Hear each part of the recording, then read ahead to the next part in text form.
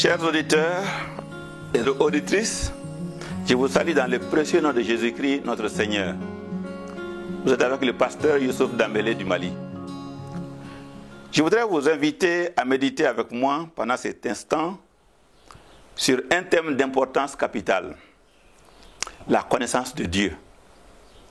Cette méditation se nourrit de la prière de Jésus-Christ que nous trouvons dans l'Évangile selon Jean au chapitre 17, versets 1 à 3. Nous lisons: Après avoir parlé ainsi, Jésus leva les yeux au ciel et dit: Père, l'heure est venue. Glorifie ton Fils pour que le Fils te glorifie. Et que comme tu l'as envoyé et tu lui as donné pouvoir sur tous, il donne la vie éternelle à tous ceux que tu lui as donnés. Or, la vie éternelle, c'est qu'ils te connaissent, toi, le seul vrai Dieu, et celui que tu as envoyé, Jésus-Christ. Ces paroles de Jésus sont enracinées dans l'enseignement des prophètes antérieurs.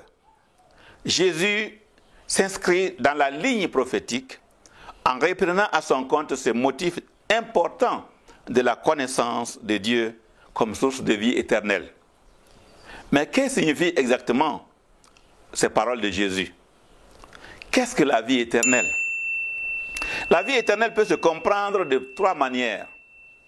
Premièrement, il peut s'agir d'une vie qui n'a ni commencement ni fin. Cette qualité de vie n'appartient qu'à Dieu seul. Dieu est le seul vivant qui n'a ni commencement d'être ni fin d'être. Il est le seul à pouvoir dire: je suis celui qui suis. Autrement dit, je suis un présent perpétuel. Deuxièmement, la vie éternelle exprime une vie qui a un commencement mais pas une fin. C'est la vie des anges et des humains. Les anges et les humains sont des créatures. Il y a eu un moment où ils n'étaient pas. Il y a eu un moment où ils furent créés. Les anges, une fois créés, continueront leur existence pour toujours. Les humains, quant à eux, mènent une existence en deux phases. La phase terrestre culmine par la mort physique et la phase 2 commence par la résurrection des morts. Le troisième usage de l'expression vie éternelle caractérise une qualité de vie. Il s'agit de la vie en harmonie avec Dieu. Pour les auteurs bibliques, il s'agit d'une vie plus heureuse que la vie présente. Une vie avec Dieu et pour Dieu. C'est dans ce sens que le prophète Daniel, au chapitre 12 de son livre, écrit au 6e siècle avant Jésus-Christ, pouvait dire: une multitude qui dort se réveillera, les uns pour la vie éternelle, les autres pour le déshonneur, pour une horreur éternelle. Les prophètes opposent deux groupes d'individus. Ceux qui se réveillent de la mort pour la vie éternelle et ceux qui se réveillent de la mort pour le déshonneur et une horreur éternelle. Daniel chapitre 12, verset 2. À la lumière de ces contrastes, la vie éternelle apparaît donc comme une vie d'honneur, d'assurance et de calme et d'amour. C'est une vie que les saints partagent avec les anges et les hommes qui ont vécu avec Dieu. C'est une participation à la vie même de Dieu. L'apôtre Jean oppose perdition et vie éternelle quand il écrit: Car Dieu a tant aimé le monde qu'il a donné son Fils unique, afin que quiconque croit en lui ne périsse point, mais qu'il ait la vie éternelle. Jean chapitre 3, verset 16. Jésus classe les êtres humains en deux groupes: les méchants et les justes. Il n'y a pas un troisième groupe. Vous êtes méchant ou vous êtes juste. La destinée des méchants est le châtiment éternel, encore appelé feu éternel, préparé pour Satan et ses anges, ou encore appelé enfer. La destinée des justes, c'est la vie éternelle, c'est-à-dire la vie avec Dieu pour toujours, la source de la vie, et encore appelé paradis.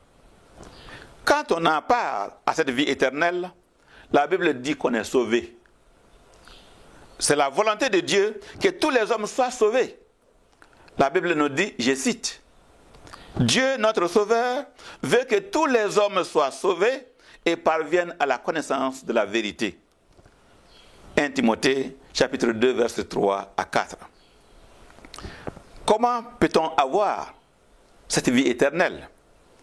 La Bible a une seule réponse à cette question. Crois au Seigneur Jésus-Christ et tu seras sauvé, toi et ta maison. Acte 16, verset 31. La Bible affirme que Jésus est la seule source de la vie éternelle. Je dis bien la seule source de la vie éternelle. Les auteurs sacrés du Nouveau Testament, la deuxième partie de la Bible, désignent Jésus comme la seule source de la vie éternelle. La Bible déclare, le salut ne se trouve en aucun autre, car il n'y a sous le ciel aucun nom donné parmi les humains par lesquels nous devions être sauvés. Acte 4, verset 12. Nous lisons encore dans l'Évangile selon Jean, au chapitre 3, verset 36. Je cite, « Celui qui met sa foi dans le Fils a la vie éternelle. Celui qui refuse d'obéir au Fils ne verra pas la vie, mais la colère de Dieu demeure sur lui. » Fin de citation. Ce n'est pas une invention des chrétiens que d'être catégorique avec ce langage, mais c'est la vérité divine, la vérité que Jésus nous annonce. Jésus poursuit encore d'une manière plus catégorique. Ce témoignage, c'est que Dieu nous a donné la vie éternelle, et cette vie est en son Fils. Celui qui a le Fils a la vie. Celui qui n'a pas le Fils de Dieu n'a pas la vie. 1 Jean chapitre 5, verset 11. Jésus continue en disant, « Amen, amen, je vous le dis. Celui qui entend ma parole et qui croit, celui qui m'a envoyé a la vie éternelle. Il ne vient pas en jugement. Il ne vient pas en jugement, il est passé de la mort à la vie. » Jean chapitre 5, verset 24. Et finalement, Jésus nous dit, « La volonté de mon Père, en effet, c'est que quiconque voit le Fils et met sa foi en lui est la vie éternelle. Et moi, je le relèverai au dernier jour. » Jean chapitre 6, verset 40. Chers auditeurs, chères auditrices, beaucoup de gens opposent inutilement raison et foi, science et religion, connaissance et révélation, et vivent une vie à deux compartiments. Au bureau, ils ouvrent le compartiment de la raison. Ils gèrent les problèmes. Ils font usage de la raison, de leur science, pour établir la vérité et gérer les affaires. Ces mêmes personnes s'abstiennent de l'usage de la raison quand ils doivent parler de religion. La raison, la science et la connaissance ont leur rôle dans la relation avec Dieu. La Bible n'encourage ni un suicide intellectuel, ni un saut dans le vide quand nous devons nous approcher de Dieu. Elle nous invite à une vraie connaissance de Dieu. Le Nouveau Testament exprime de différentes manières la nécessité de la connaissance de Dieu pour le salut, pour avoir une vie qui dure pour toujours, une vie de dépendance totale à l'égard de Dieu. La Bible nous dit que le manque de connaissance de Dieu et de Jésus-Christ est perdition, égarement. Luc 19, verset 10. C'est un esclavage à l'égard de nos dieux. Jean chapitre 16, verset 2 à 3. La Bible décrit la condition des gens qui n'ont pas une vraie connaissance de Dieu en des termes variés. Inimitié contre Dieu, autrement dit, on est ennemi de Dieu. Ténèbres, aveuglement, aliénation, ignorance, ombre de la mort et même la mort. C'est la mort spirituelle quand on n'est pas en relation avec Dieu, quand on ne connaît pas Dieu. Ainsi, chers auditeurs, la corruption sous toutes ses formes, la violence domestique, la violence politique ou sociale, l'injustice sociale, l'immoralité et beaucoup d'autres formes de péché sont l'expression d'un manque de connaissance de Dieu. Partout où l'on voit ces signes se manifester, que ce soit dans la famille, dans les milieux politiques, dans les milieux religieux, il y a manque de connaissance de Dieu. Quand Jésus déclare « Or, la vie éternelle, c'est qu'ils te connaissent, toi le seul vrai Dieu, et celui que tu as envoyé, Jésus-Christ », il nous invite à une saisie intelligente de la foi et de Dieu. Jésus veut que nous venions à lui intelligemment, utilisant notre raison, utilisant notre science, utilisant notre sagesse pour venir à lui et avoir une relation personnelle avec lui et avec Dieu le Père. Le Nouveau Testament insiste sur l'importance de la connaissance pour le salut, sans pourtant enseigner un salut par la connaissance intellectuelle. La connaissance de Dieu n'est pas une simple connaissance intellectuelle. Connaître Dieu est beaucoup plus que connaître beaucoup de choses sur Dieu. Aujourd'hui, il y a beaucoup d'hommes et de femmes qui connaissent beaucoup de choses sur Dieu, mais ils ne connaissent pas Dieu. La connaissance de Dieu dont parle la Bible concerne la vie tout entière de l'être humain.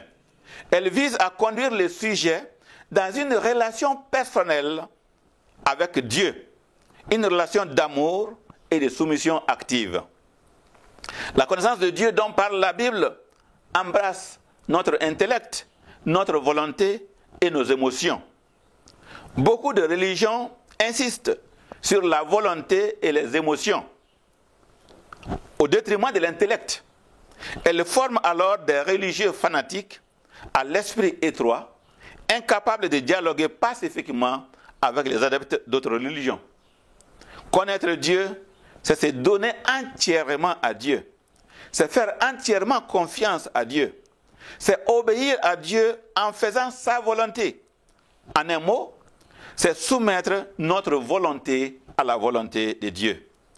C'est de cela que Jésus parle quand il dit « Or, la vie éternelle, c'est qu'ils te connaissent, toi le seul vrai Dieu, et celui que tu as envoyé, Jésus-Christ. » Jésus est la source de notre connaissance de Dieu, le médiateur de notre connaissance de Dieu.